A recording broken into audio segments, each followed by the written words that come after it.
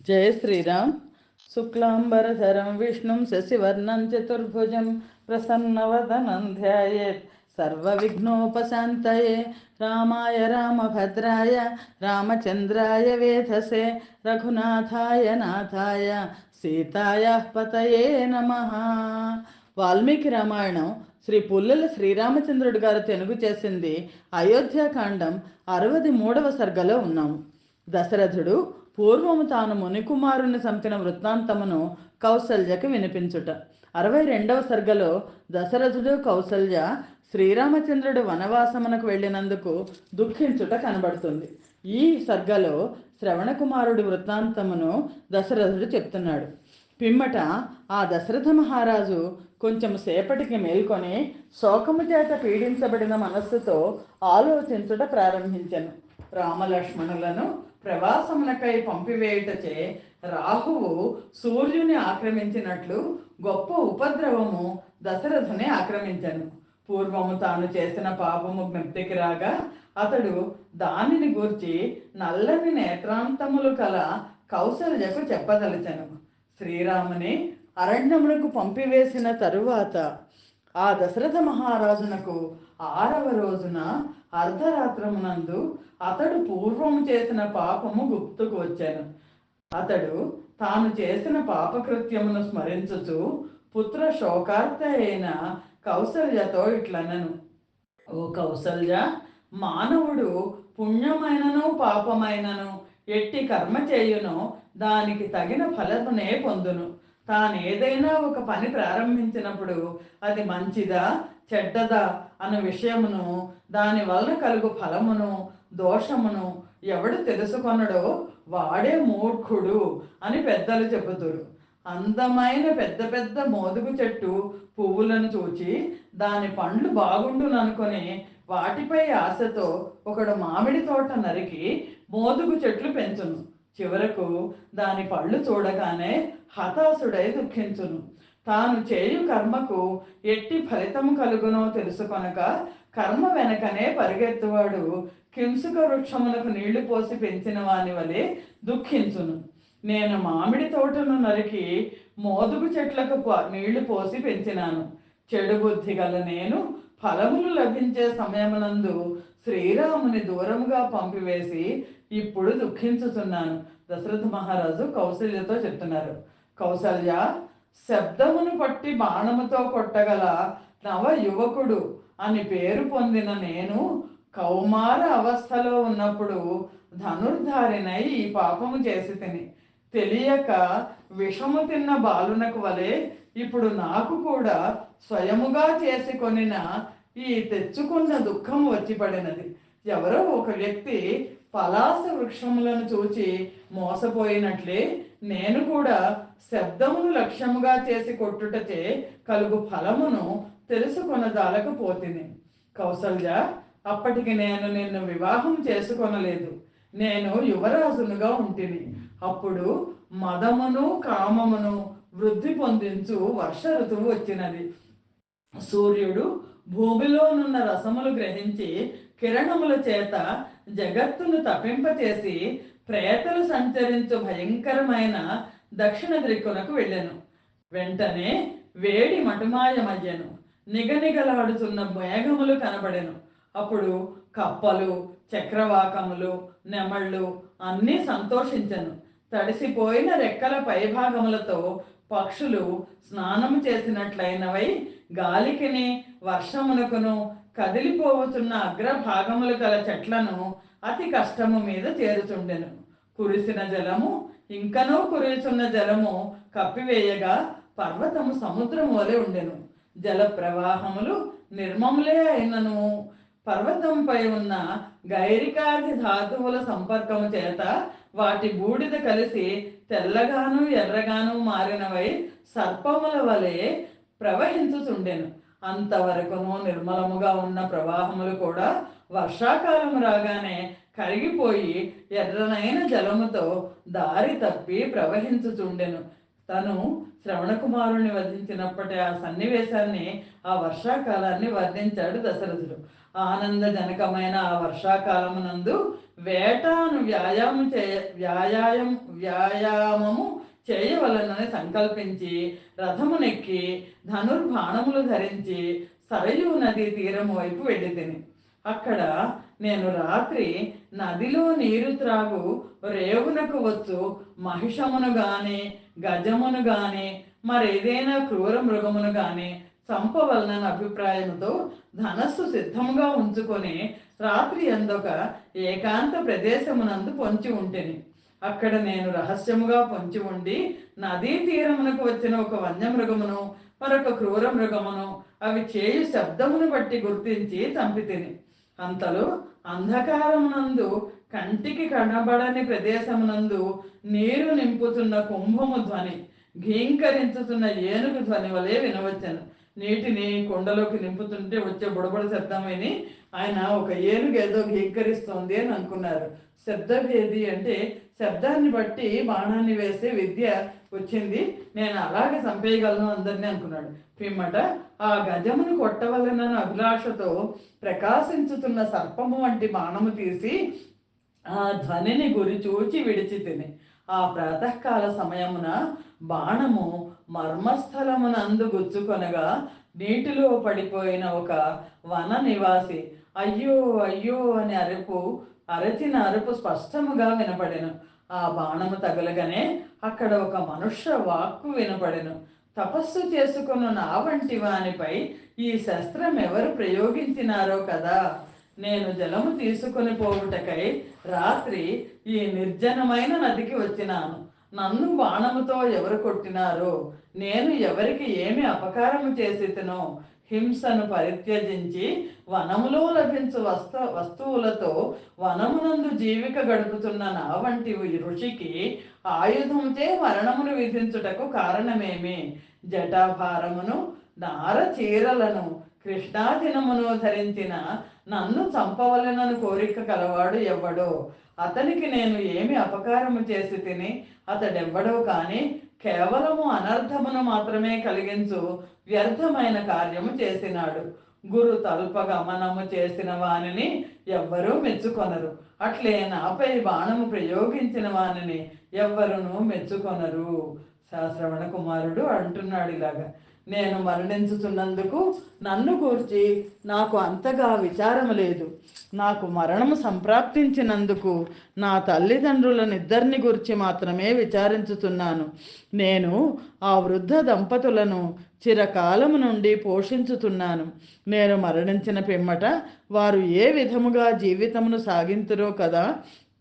నా తల్లిదండ్రులు నేను కూడా నాకు తగిలిన ఒకే బాణము చేత చంపబడినాము.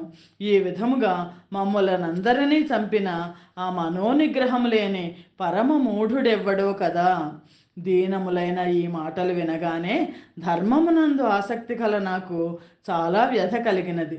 నా చేతుల నుండి శరచాపములు జారి నేలపై పడినవి. రాత్రి ఆ విధముగా మిక్కిలి విలపించుతున్న అతని దీన వచనములు విని నా మనస్సు చాలా వికలమైపోయాను. బలము ఊడిగిపోయి మనస్సులో మిగుల దుఃఖించుతూ నేను ఆ ప్రదేశమునకు వెళ్ళి సరయూ నదీ తీరమున బాణముచే హతుడై శల్యము చేత పీడింపబడుతూ నేలపై పడి ఉన్న మునికుమారుని చూచితిని. అతని జటాభారము విడిపోయి చెదరి ఉండెను. కలశములోని ఉదకము దూరముగా పడిపోయెను. అతని శరీరమంతయు పరాగము చేతను ధూళి చేత రక్తము చేతను కప్పబడి ఉండెను. భయపడి దిగులు చెందిన మనస్సు గల నన్ను అతడు తన చేజస్సు చేత కాల్చివేయదలుచుతున్నాడా అన్నట్లు నేత్రములతో పైకి చూచి పరుషముగా ఇట్లు పలికెను. రాజా, నా తల్లిదండ్రుల కోసము జలము తీసుకొని పోవుచున్న నన్ను ఇట్లు కొట్టితివే. నీవు ఏమి వనములో నివసించుతున్న నేను నీకు ఏమి అపకారము చేసినాను? ఒక్క బాణముతో నన్ను మర్మస్థానమునందు కొట్టుట చేత వృద్ధులు అంధులు అయిన నా తల్లిదండ్రులను కూడా చంపినట్లయినది కదా. దప్పికొన్న దుర్బలులు అంధులు అయిన నా తల్లిదండ్రులు నా కోసమై నిరీక్షించుతూ నేను జలము తీసుకొని వచ్చేదనన్న ఆశతో అతి కష్టముగా దప్పికను ఆపుకొనుచుందురు. నేను ఈ విధముగా నేలపై పడి ఉన్నట్లు నా తండ్రికి తెలియదు. దీనిని బట్టి తపస్సునకు కానీ శాస్త్రజ్ఞానమునకు కానీ ప్రయోజనమేమీ లేదని నిశ్చయముగా చెప్పవచ్చును. దుర్బలుడై నడచుటకు కూడా శక్తి లేని నా తండ్రి ఈ విషయము తెలిసినను ఏమి చేయగలడు? పక్కనున్న వృక్షమును నరికివేయుచుండగా మరి ఒక వృక్షము దానిని ఎట్లు రక్షింపదాలదో అట్లే అతడేమీ చేయజాలడు. రగిలిన అగ్ని వనమును దహించినట్లు నా తండ్రి కోపగించి నిన్ను దహించకుండా ఉండవలెనన్నచో నీవు వెంటనే వెళ్ళి నా తండ్రికి ఈ విషయమును చెప్పుము. ఈ కాలిబాట నా తండ్రి ఆశ్రమమునకు పోవును. నీవు వెళ్ళి అతనిని బ్రతిమాలుకొనుము. అట్లు చేసినచో అతడు నిన్ను శపించక విడుచును. నా శరీరము నుండి బాణశల్యమును తీసివేయము. వాడి అయిన నీ బాణము నా మర్మస్థానమును జలవేగము మృదువైన ఎత్తైన తీరమును పీడించినట్లు పీడించుచున్నది. అట్లు మాట్లాడిన శ్రవణకుమారుని చూచి దశరథుడు విచారించెను. అతని శరీరంలో ఉన్న బాణమును తొలగించు విషయమున శల్యములు ఆగివేయకున్నచో అతడు ప్రాణములు పోక బాధపడును. శల్యము తీసివేసినచో మరణించును. ఇప్పుడు ఏమి చేయవలను అను చింత నాకు కలిగెను అని దశరథుడు అంటున్నాడు. అప్పుడు ఆ మునికుమారుడు దుఃఖితుడనై దీనుడనై శోకముతో వ్యాకులుడనై ఉన్న నా మనస్సులోని భావమును గ్రహించెను. అతడు బాధతో కుంగిపోయి అవయవములన్నీ మెలికలు తిరగగా నేలపై దొర్లుచు మరణోన్ముఖుడై చాలా దుఃఖించుచు నాతో అతి కష్టం మీద ఇట్లనెను. నేను ధైర్యముతో శోకమును అణగదొక్కుకొని స్థిరచిత్తుడను అగుచున్నాను. బ్రహ్మహత్యా పాపము చేసి తినే అని భయపడకము. నేను బ్రాహ్మణుడను కాను. నీవు మనస్సులో బాధపడకము. నేను వైశ్య జాతీయునకు శూద్ర స్త్రీ యందు జన్మించిన వాడను. మర్మస్థానమునందు బాణము తగిలి తిరిగిపోవచ్చు నేలపై దొర్లుచున్న అతడు అతి కష్టము మీద నాతో ఈ మాటలు చెప్పాను. శరీరము ముడుచుకొని పోవగా అతని చేష్టలు కూడా తగ్గిపోయాను. అప్పుడు అతని శరీరము నుండి నేను బాణమును లాగివేసి తిని ఆ సమయమునందు ఆ తపోధనుడు కండ్లెత్తి నా వైపు చూచి భయపడుచు ప్రాణములు విడిచెను. కౌసల్య మర్మ ప్రదేశమునందు తగిలిన గాయముచే కలిగిన బాధతో విలపించి ఎడతెగక నిట్టూర్చుచు నీళ్లతో తడిసి సరయూ నదిలో పడి ఉన్న అతనిని చూడగానే నాకు చాలా దుఃఖము కలిగాను. శ్రీమద్ రామాయణం నందలి అయోధ్యాకాండలోని 63వ సర్గము సమాప్తము. జయ శ్రీరామ్. 64వ సర్గము. దశరథుడు రోధించుచు అర్ధరాత్రి సమయమున ప్రాణములు విడుచుట ఈ సర్గలో కనిపిస్తుంది.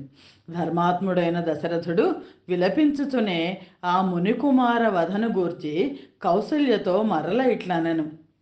అక్కడ ఒంటరిగానే ఉన్న నాకు ఇంద్రియములన్నీ వ్యాకులమైపోయినవి.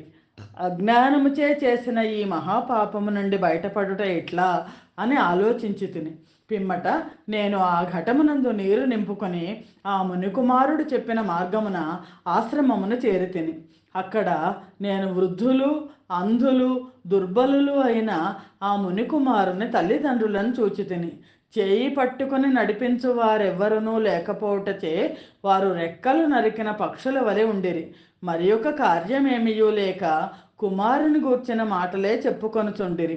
రక్షకుడు లేని వారి వలె ఉత్సాహశూన్యులై ఉన్న వారికి ఉన్న కుమారుని గూర్చిన ఆశ కూడా నాచే భగ్నము చేయబడినది.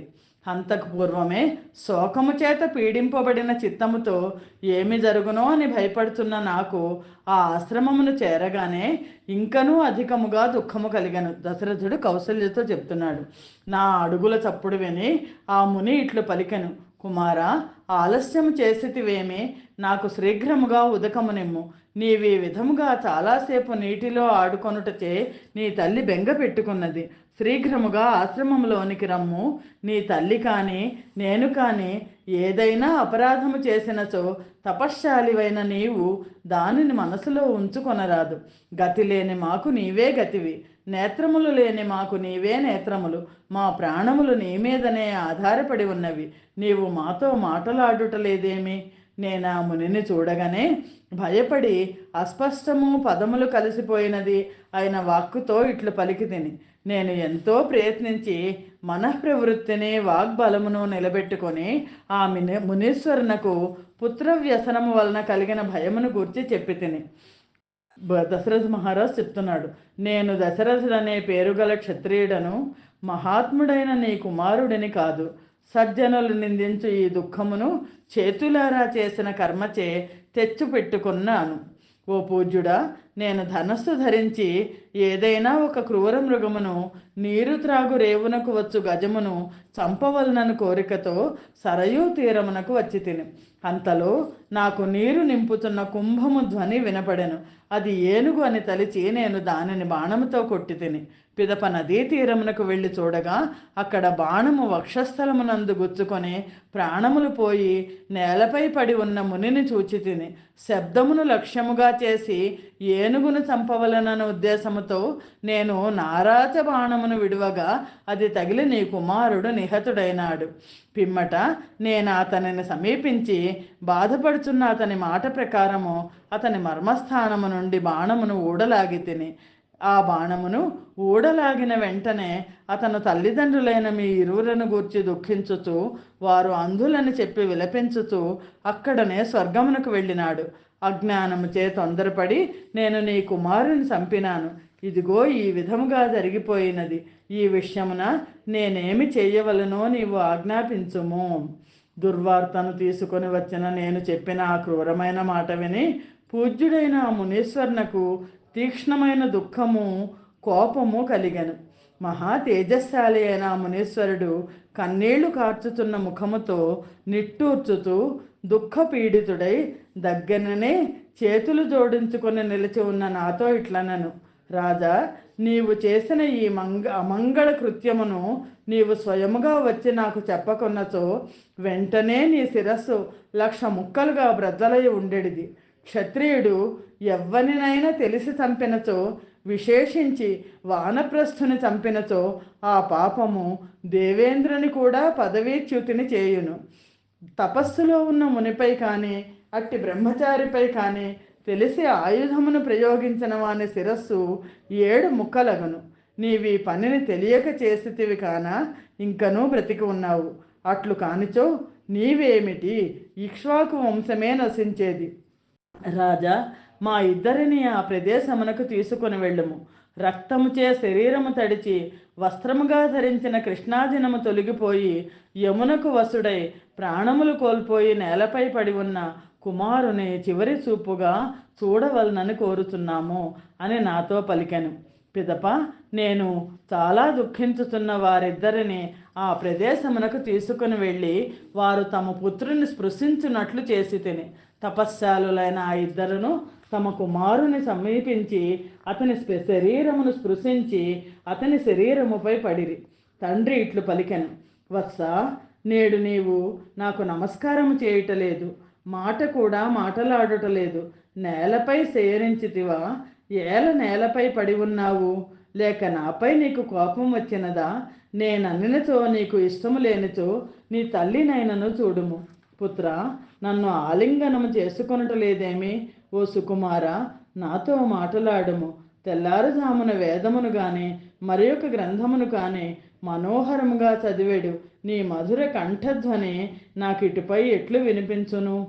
కుమార, స్నానము చేసి సంధ్యోపాసనానంతరము అగ్నికార్యము చేసుకొని శోక భయములచే బాధపడుతున్న నా పక్కనే కూర్చుండి నన్ను శ్లాఘించువాడవు. ఇకపై ఆ పని ఎవడు చేయగలడు? నేను ఏ పనులు చేయక, వస్తువులను సంగ్రహింపదాలక, నడిపించువాడు లేక కూర్చుని ఉండగా కందమూల ఫలములను తెచ్చి ఎవ్వరునూ నన్ను ప్రియుడైన అతిథికి తినిపించినట్లు తినిపించును. పుత్ర ప్రేమ కలది వృద్ధురాలు అంధురాలు అయిన నీ తల్లి చాలా దుఃఖించుతూ శోచనీయ స్థితిలో ఉన్నది.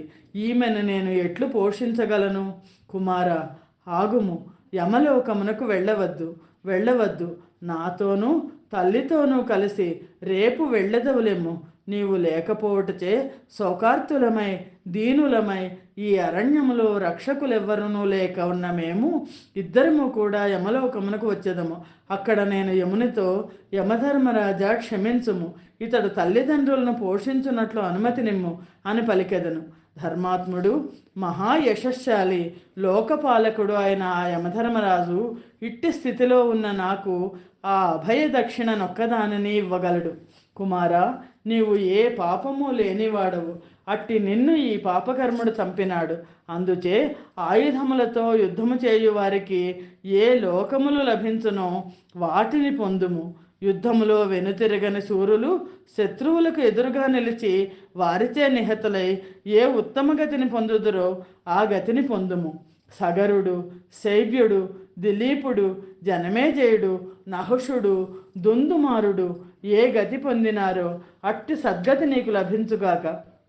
సమస్తమైన సాధువులకు ఏ గతి లభించునో, స్వాధ్యాయము వలనను తపస్సు వలనను ఏ గతి లభించునో, భూదానము చేసిన వారికి ఆహితాగ్నికిని, ఏకపత్ని వ్రతము పాటించు వానికిని ఏ గతి లభించునో, 1000 గోవులను దానము చేసిన వారికి ఏ గతి లభించునో, పెద్దలను పోషించు వారికి ఏ గతి లభించునో, గంగాది పుణ్య నదుల్లో సంకల్పపూర్వకముగా దేహత్యాగం చేసిన వారికి ఏ గతి లభించునో ఆ గతి నీకు లభించుగాక.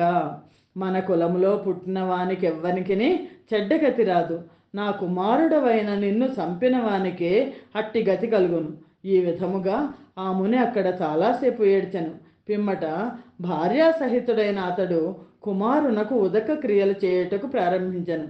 ధర్మవేత్త అయిన ముని కుమారుడు తన పుణ్యకర్మముల ఫలముగా దివ్య రూపము ధరించి దేవేంద్రునితో కూడా శీఘ్రముగా స్వర్గలోకమునకు వెళ్ళెను. ఇంద్ర సమేతుడైన ఆ ముని కుమారుడు ఆ వృద్ధులతో మాటలాడెను. తల్లిదండ్రులను క్షణకాలం పాటు ఓదార్చి వారితో ఇట్లు పలికెను. మీకు సేవ చేయుట వలన ఉత్తమ స్థానమును పొందగలిగితేని మీరు కూడా శీఘ్రముగా నా సమీపమునకు రాగలరు. జితేంద్రియుడైన ఆ మునికుమారుడు ఇట్లు పలికి అందమైన దివ్య విమానముపై ఎక్కి వెంటనే స్వర్గమునకు వెళ్ళెను. గొప్ప తేజస్సు కల ముని భార్యా సమేతుడే జలతర్పణములు శీఘ్రముగా ముగించుకొని దగ్గరనే అంజలి ఘటించి నిలచిన నాతో ఇట్లనెను. రాజా, బాణముచే నా ఏకైక పుత్రుని చంపి నన్ను పుత్రుడు లేని వానిగా చేసితివి కదా, నన్ను కూడా ఇప్పుడే చంపివేయము. మరణమును గూర్చి నాకు బాధ లేదు. నీవు పవిత్రుడైన నా కుమారుని తెలియక చంపినను నీకు చాలా దుఃఖము కలుగునట్లు భయంకరమైన శాపమునిచ్చేదను. ఇప్పుడు నేను పుత్రశోకముతో బాధపడుతున్నట్లే నీవు కూడా పుత్రశోకముతో బాధపడుతూ మరణించగలవు. క్షత్రియుడవైన నీవు మునిని తెలియక చంపినావు కాన నీకు బ్రహ్మహత్య దోషమంటదు. నీ జీవితమును అంతమొందించు ఘోరమైన ఇట్టి పుత్రశోకము తప్పక నీవు అనుభవించదవు. ఆ దంపతులు నన్ను ఈ విధముగా శపించి చాలా దీనముగా ఏడ్చి తమ శరీరములను చితిపై ఉంచి ప్రాణత్యాగము చేసి స్వర్గమునకు వెళ్ళిరి. దశరథుడు కౌసల్యమాతతో చెప్తున్నాడు.